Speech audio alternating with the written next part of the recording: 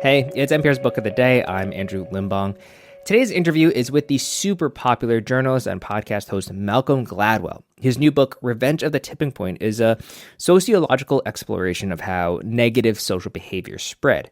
In this interview with NPR Steve Inskeep, they talk about some of the arguments Gladwell makes in the book, but the part I found particularly illuminating is when Gladwell reflects on his long writing career, the criticisms he's gotten, the negative reviews, and how he's changed as a writer from the beginning of his career compared to where he's at now. And he doesn't even really refute the criticisms, but instead sees their point from a different angle. That's ahead. This message comes from Sony Pictures Classics, presenting The Outrun, starring Academy Award nominee Saoirse Ronan. After living life on the edge in London, Rona attempts to come to terms with her troubled past. She returns to the wild beauty of Scotland's Orkney Islands, where she grew up, hoping to heal. Based on the best-selling memoir by Amy Liptrot, The Outrun is now playing only in theaters. Malcolm Gladwell is revisiting the book that made him famous. The Tipping Point was a huge bestseller in 2000. Its title proclaimed an alluring idea. A social trend or behavior might spread slowly until a tipping point when it reaches just enough people and then suddenly it's everywhere. Like an epidemic. Businesses and activists loved this, even as critics questioned some of Gladwell's findings. Recently, he started an update to that book and decided instead on a total rewrite. I'm 61, so I have a little more humility about what I'm doing. He also has a darker view of society. I'm not as sunny and full of possibility as I was back then. Gladwell's new book, Revenge of the Tipping Point, explores how people spread negative social behaviors, like a pharmaceutical company that spread the use of its addictive drugs. How Purdue behaved during the OxyContin crisis was a perfect example of someone taking the lessons of how epidemics work to heart and using it to produce something that was a catastrophe for the world. Gladwell seeks out nuances of social behavior, like an epidemic of bank robbing in Los Angeles in the 1990s. He finds it didn't really happen because everybody caught the bug. Just a few people robbed banks again and again, like super spreaders. He also writes about place, the way that where you live can influence how you behave. He tries to investigate an epidemic of Medicare fraud in Miami, Florida. Miami's in a class by itself, just like stratospherically high rates of Medicare fraud. And it stops at the Miami border. It is not Boca and it's not Fort Lauderdale, it's Miami. Clearly something about the city is contributing to people's attitudes towards this particular practice, right? So Miami appears to be, for a number of reasons, a place where all bets are off, where people's respect for institutions, for the rule of law seems to be diminished, where I argue in the book about a guy named Adrian Griffin, who writes about Miami in the late 70s and points out that in the late 70s, the city had the Cuban boat lift, which brought in hundreds of thousands of immigrants overnight, the very serious race riot, and the rise of the cocaine trade all happened very dramatically all at once. And his argument is that shakes the city to its core. I think it's a very, very compelling argument.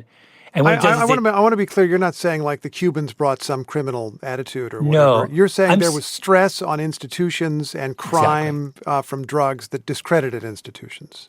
Yes, that when you have shocks to the system, it disrupts that shared sense of community, and everything is up in the air. I want to ask about some of the implications of this. The idea that when you move, the place influences you rather than you influencing the place. People raise this question about politics all the time. There's been a big move of people from California to Texas, for example, and there are those who watch that and wait for Texas to go from a red state to a blue state because all of these Californians are coming in. What would you think would happen in that situation? Well, it would depend how many people move. This was the question during white flight in the 60s and 50s. How many black people had to move into a neighborhood before all the white people fled, right? Mm-hmm. And at what point does the character of the existing place shift in response to newcomers? You need to have the newcomers make up somewhere between a quarter and a third of the overall population for the nature of the existing place to change. So I think we're probably a long way from incoming Californians changing Texas. I would think we'd be more likely to see Californians becoming Texas-like than Texans becoming California-like.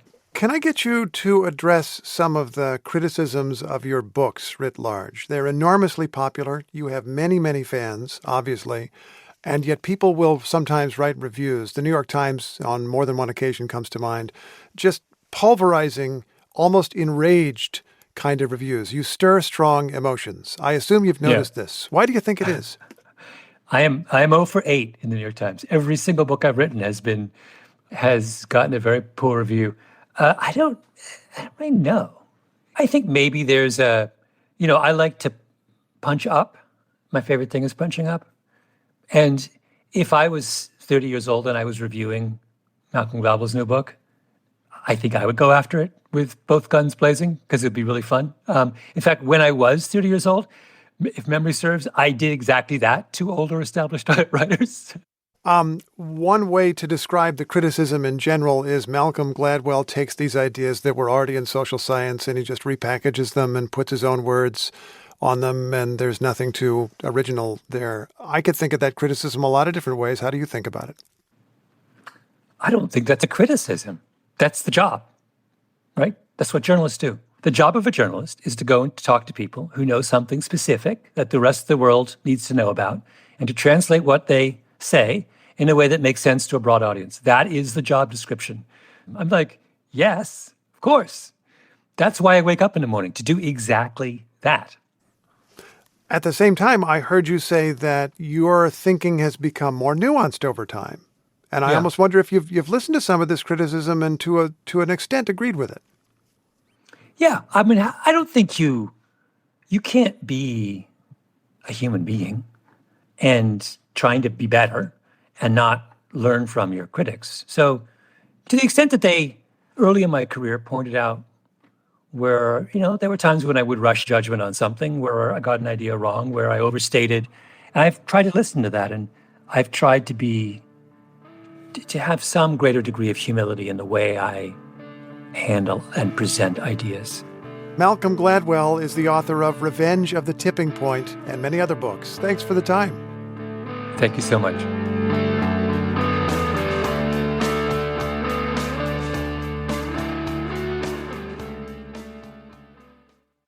Support for this podcast and the following message come from Dignity Memorial. When your celebration of life is prepaid today, your family is protected tomorrow. Planning ahead is truly one of the best gifts you can give your family. For additional information, visit dignitymemorial.com. This message comes from Mint Mobile. From the gas pump to the grocery store, inflation is everywhere. So Mint Mobile is offering premium wireless starting at just $15 a month. To get your new phone plan for just $15, go to mintmobile.com/switch. This message comes from NPR sponsor Merrill. Whatever your financial goals are, you want a straightforward path there. But the real world doesn't usually work that way. Merrill understands that. That's why, with a dedicated Merrill advisor, you get a personalized plan and a clear path forward. Go to ml.com/bullish to learn more. Merrill, a Bank of America company. What would you like the power to do? Investing involves risk. Merrill Lynch, Pierce, Fenner & Smith Incorporated, registered broker-dealer, registered investment advisor, member SIPC.